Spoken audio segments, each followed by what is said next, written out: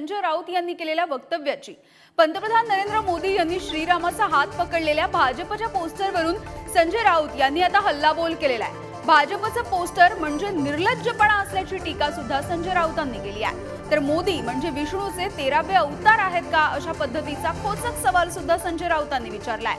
नरेंद्र मोदी हे प्रभू श्रीरामाचे VIP भक्त आहेत का अशा पद्धतीची टीका सुद्धा संजय राऊतांनी केलेली आहे। मंदिरात जाणारा हा जो भक्त असतो हा कोणी VIP नसतो। या देशामध्ये फक्त एकच भक्त VIP आहे, त्यांचं नाव नरेंद्र मोदी।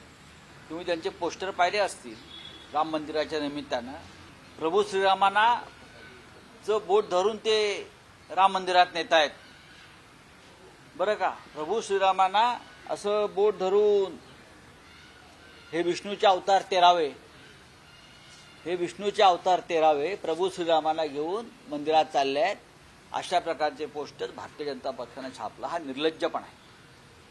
विष्णूचे 13वे अवतार जे भाजपने घोषित केले आहेत ते प्रभू श्रीरामाला हात धरून मंदिरात नेतायत। हे हिंदुत्व तुमचं? आम्ही आहोत ना सगळे, आम्ही जाऊ ना अयोध्येत, आम्ही गेलो। 2024 नंतर कोणाचं हिंदुत्व आहे हे कळेल।